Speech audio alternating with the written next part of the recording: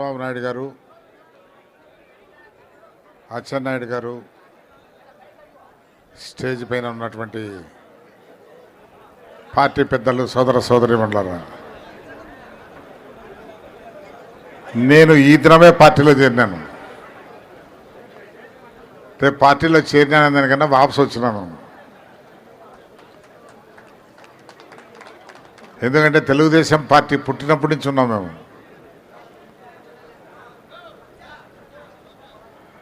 అయితే ఈనాడు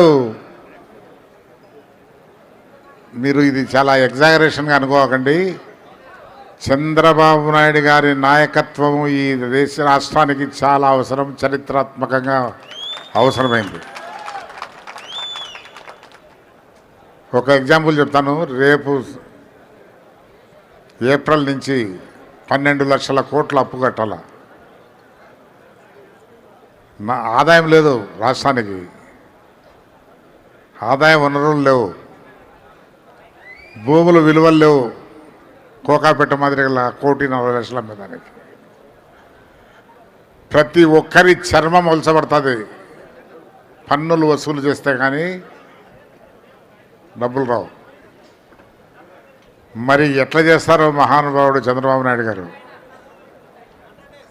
అయితే ఆయనకు ఆ కెపాసిటీ ఉంది. నేను చూసిన, ఆయనతో సహవాసం చేసి చూసిన ఆ కెపాసిటీ ఆయనకు ఉంది.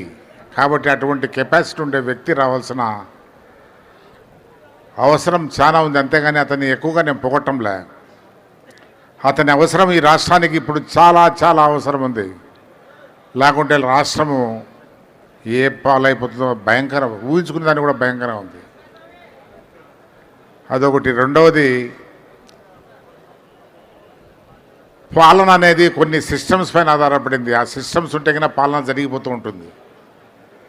కానీ రాష్ట్రంలో ఆ సిస్టమ్స్ అన్నీ నాశనం అయిపోయినాయి. ఇప్పుడు ముఖ్యమంత్రి పదవి అది లగ్జరీ పోస్ట్ కాదు. ముఖ్యంగా ఈ టైంలో చాలా భయంకరమైన పోస్ట్ అది. మరి చంద్రబాబు నాయుడు గారు ఎట్లా చేస్తారో కానీ ఈ సిస్టమ్స్ అంతా రెస్టోర్ చేసి మళ్ళా మీకు అనుగుణంగా పరిపాలన ఇవ్వాలంటే ఒక పక్క నిధులు సేకరించాలా, ఒక పక్క ఈ అరాచక పాలన పక్కకు పెట్టేయాలా. ఈ అరాచక పాలనలో కొన్ని వర్గాలు చాలా లాపైనాయి. వాళ్ళంతా మళ్ళా విజృంభిస్తారు. అది కూడా కొంత కంట్రోల్లో పెట్టుకోవాలా. చాలా కంట్రోల్ చేసుకోవాల్సిన అవసరం ఉంది. అందువల్ల ఆయన నాయకత్వం చాలా అవసరం ఉంది. కాబట్టి ప్రజలకు వేరే మార్గం లేదు. నేను చెప్తున్నా, ఈ దినం ప్రజలకు వేరే మార్గం లేదు. చేసి తీరాల్సిందే చంద్రబాబు నాయుడు గారిని. రాష్ట్ర ప్రయోజనాలను దృష్టిలో పెట్టుకునేవాడు ఎవడైనా కూడా. కాబట్టి తప్పకుండా ఆ దశలో మనం పోదాం, మనమందరం కష్టపడదాం. అదే ఆలోచనతో నేను కూడా వచ్చా. ఇంకా రాష్ట్రము చెడిపోతుంది తప్ప ఇంకా బాగుపడదనే డెసిషన్కి వచ్చేసి మేము రావటం జరిగింది.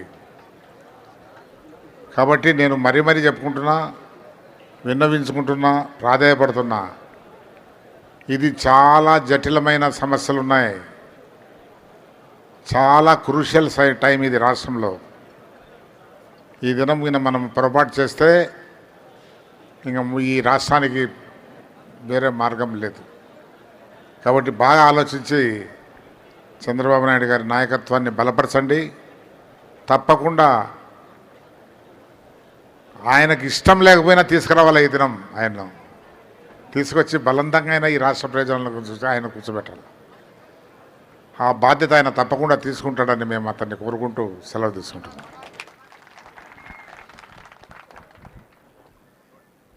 Thank you sir. ఒక వెల్త్ క్రియేటర్, ఒక విజనరీ ఎంత అవసరమో చాలా చక్కగా చెప్పారు. Thank you once again sir. ఇప్పుడు మన కర్లపాలెం మండలం జడ్పీటీసీ గారు పెద్దలు పిట్ల వేణుగోపాల్ రెడ్డి గారు 2 నిమిషాలు మహాసిందా కోరుతా ఉన్నాం. సభను అలంకరించినటువంటి పెద్దలందరికీ ప్రత్యేక ధన్యవాదాలు తెలుపుతూ, ఈరోజు నేను వైఎస్ఆర్ కాంగ్రెస్ పార్టీలో నుంచి జడ్పీటీసీగా గెలిచి ఆ కుర్చీకి పదవి అంకితమయ్యి ఎటువంటి విలువ